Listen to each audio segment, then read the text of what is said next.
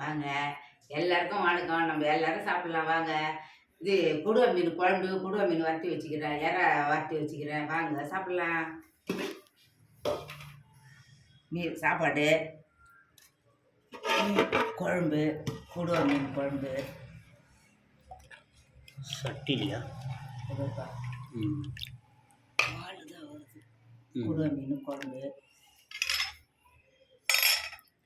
மீன் வறுத்துருக்குறேன்.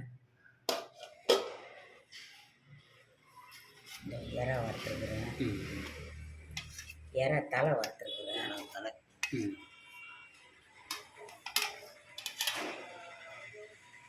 தண்ணி வச்சுக்கிறோம்.